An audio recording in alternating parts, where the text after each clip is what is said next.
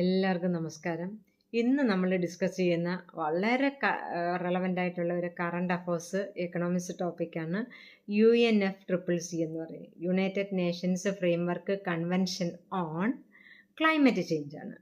അപ്പം climate change എന്ന് പറയുന്ന വളരെ റെലവൻ്റ് ആയിട്ടുള്ള ഇന്ന് ഡിസ്കസ് ചെയ്യുന്നത്, ഇന്ന് നമ്മൾ അനുഭവിച്ചുകൊണ്ടിരിക്കുന്ന ഒരു വിപത്താണ് അല്ലേ, ഒരു കലാമിറ്റി ആയിട്ട് തന്നെ മാറുന്ന ഒന്നാണ് ഈ ക്ലൈമറ്റ് ചേഞ്ച് എന്ന് പറയുന്നത്. അപ്പം എന്തെല്ലാമാണ് ക്ലൈമറ്റ് ചേഞ്ചിൻ്റെ ഇമ്പാക്റ്റ് എന്ന് നമുക്ക് വിസിബിളാണ്. വളരെ എല്ലാവർക്കും അറിയാം നമുക്ക് ക്ലൈമറ്റ് ചേഞ്ച് ഉണ്ടാക്കുന്ന പ്രത്യാഘാതങ്ങൾ, കാലാവസ്ഥയിൽ എന്തെല്ലാം വ്യതിയാനങ്ങൾ ഉണ്ടാക്കുന്നുണ്ട്, ആ കാലാവസ്ഥ വ്യതിയാനം മൂലം എന്താ നാച്ചുറൽ കലാമിറ്റീസ് ഏതെല്ലാം രീതിയിൽ ഉണ്ടാവുന്നുണ്ടെന്നൊക്കെ നമുക്ക് അറിയാവുന്ന കാര്യങ്ങളാണ്. അപ്പം ഇമ്പാക്റ്റ് വളരെ നമ്മൾ ഇന്ന് അനുഭവിച്ചുകൊണ്ടിരിക്കുന്നത് ആയതുകൊണ്ട് അതിൻ്റെ പ്രാധാന്യം എത്രയാണെന്നും അത് വർഷങ്ങളായിട്ട് നമ്മൾ ഡിസ്കസ് ചെയ്യുന്ന ഒരു ടോപ്പിക്കാണ് ക്ലൈമറ്റ് ചേഞ്ച് എന്ന് പറയുന്നത്.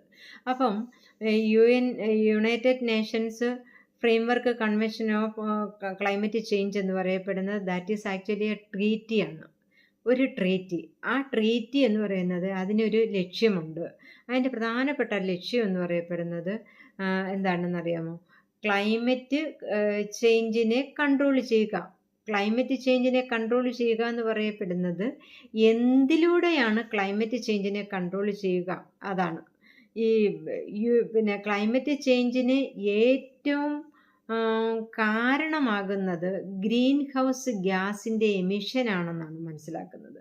അപ്പോൾ ഈ ഗ്രീൻ ഹൗസ് ഗ്യാസിൻ്റെ എമിഷനെ കൺട്രോൾ ചെയ്യുക, അതുവഴി ക്ലൈമറ്റ് ചേഞ്ചിനെ കൺട്രോൾ ചെയ്യുക എന്നതാണ് ഈ ട്രീറ്റിയുടെ പ്രധാനപ്പെട്ട ലക്ഷ്യം എന്ന് പറയപ്പെടുന്നത്. ഈ ട്രീറ്റി നിലവിൽ വന്നത് വേറൊരു ഇൻ്റർനാഷണലായിട്ട് പ്രാധാന്യമുള്ള ഒരു സബ്മിറ്റ് നടന്നിട്ടുണ്ട് 1992. ആ സബ്മിറ്റിൻ്റെ പേരെന്ന് പറയുന്നത് ഏതാണ്? എർത്ത് സബ്മിറ്റ് എന്ന് പറയുന്നത്. എർത്ത് സബ്മിറ്റ് 1992 വളരെ കൂടുതൽ ഡിസ്കസ് ചെയ്ത ഒരു ഒരു മീറ്റാണ് എന്ന് പറയുന്നത് ഈ എർത്ത് സബ്മിറ്റ് 1992 എന്ന് പറയുന്നത്.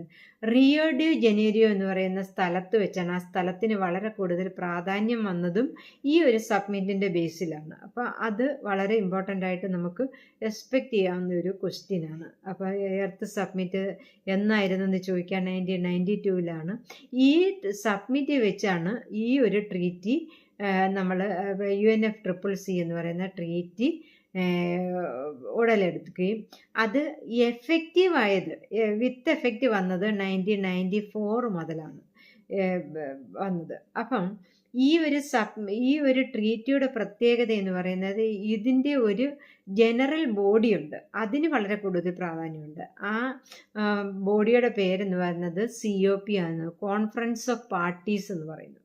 കോൺഫറൻസ് ഓഫ് പാർട്ടീസ് COP എന്ന് പറയപ്പെടുന്നത് എല്ലാ വർഷവും ആ സബ്മിറ്റ് നടന്നതിന് ശേഷം എല്ലാ വർഷവും അതിന് ഇൻ്റർനാഷണലായിട്ടുള്ള ഇതിൻ്റെ മെമ്പേഴ്സ്, ഡെലിഗേറ്റ്സുകൾ കൂടുകയും ആ മീറ്റിൽ വെച്ചിട്ട് അവർ അതിനെ ക്ലൈമറ്റ് ചേഞ്ചിനെ ആയിട്ട് റിലേറ്റ് ചെയ്തിട്ടുള്ള കാര്യങ്ങൾ അവർ വിശകലനം ചെയ്യുകയും മോണിറ്റർ ചെയ്യുകയും അത് എങ്ങനെയാണ് ഡെവലപ്ഡ് കൺട്രീസിൻ്റെ അതിന് എത്രമാത്രം അവർ പറയുന്ന ട്രീറ്റിയിൽ എടുത്തിട്ടുള്ള കാര്യങ്ങൾ അവർ ഇംപ്ലിമെൻ്റ് ചെയ്യുന്നുണ്ട്, അത് അവർ ഡെവലപ്ഡ് കൺട്രീസ് എത്രമാത്രം അത് ഇംപ്ലിമെൻ്റ് ചെയ്യുന്നു, ഡെവലപ്പിംഗ് കൺട്രീസ് എത്രമാത്രം ഇംപ്ലിമെൻ്റ് ചെയ്യുന്നുണ്ട്, അതിൻ്റെ എഫക്റ്റ് എത്രയാണ്, ഇനി എന്തെല്ലാം ചെയ്യണം എന്ന് വെച്ചാൽ മോണിറ്ററിങ് ആൻഡ് ഇവാലുവേഷൻ എല്ലാം ക്ലൈമറ്റ് ചേഞ്ചുമായിട്ട് റിലേറ്റ് ചെയ്തിട്ട് എല്ലാ രീതിയിലുള്ള മോണിറ്ററിങ്ങും ഇവാലുവേഷനും എല്ലാം ഈ COP എന്ന് പറയുന്ന COP ട്രീറ്റിയിൽ വെച്ചാണ്, പിന്നെ അതിൻ്റെ കൺവെൻഷനിൽ വെച്ചാണ് നടത്തുന്നത്. അപ്പം ആ COP-യുടെ ട്രീറ്റി ഓരോ വർഷവും നടത്തുന്ന COP1, COP2 അങ്ങനെ നടന്ന് നമ്മൾ 29ാമത്തെ അതാണ് നമ്മുടെ ഈ വർഷത്തിൻ്റെ പ്രാധാന്യം എന്ന് പറയുന്നത്.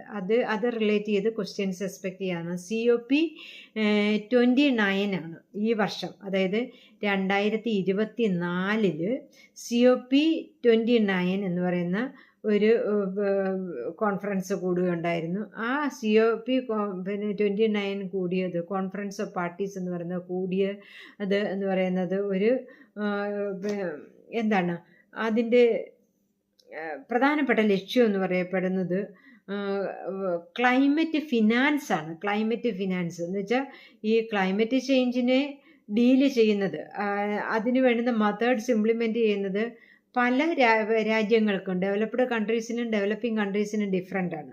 അപ്പം ഡെവലപ്പിംഗ് കൺട്രീസ് പറയുന്നത്, നമ്മുടെ ഡെവലപ്പിംഗ് കൺട്രീസാണ് ഏറ്റവും കൂടുതലായിട്ട് ഈ ഗ്രീൻ ഹൗസ് എമിഷൻസ് ഉണ്ടാക്കുന്നതെന്നാണ്. അപ്പം ഡെവലപ്പിംഗ് കൺട്രീസിന് അവർക്ക് സ്വന്തമായിട്ട് അതിന് ഫണ്ടിങ് നടത്താനായിട്ട്, അതിന് ഈ പറഞ്ഞിരിക്കുന്ന ടാർഗറ്റിൽഡ് ക്ലൈമറ്റ് ചേഞ്ചിൻ്റെ പിന്നെ ആഘാതത്തെ ലഘൂകരിക്കുന്നതിന് ഫണ്ടിങ് ഒരു തടസ്സമാവരുത്.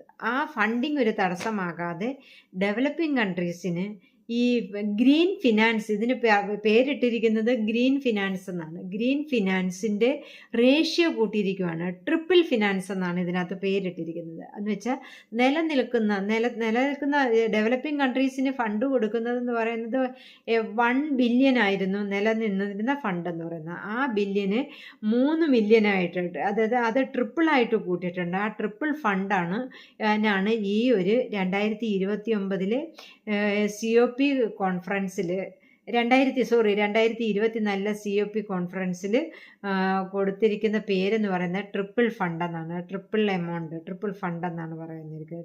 ഓക്കെ, അതിനാണ് ഹൈലൈറ്റ് കൊടുത്തുകൊണ്ട് ഈ കോൺഫറൻസ് നടന്നത്. 2024 നവംബർ 25 നടന്ന കോൺഫറൻസിലെ ഹൈലൈറ്റ് എന്ന് പറയുന്നത് ഗ്രീൻ ഫിനാൻസ് ആണ്. Triple amount of green finance ആണ്. ഓക്കെ.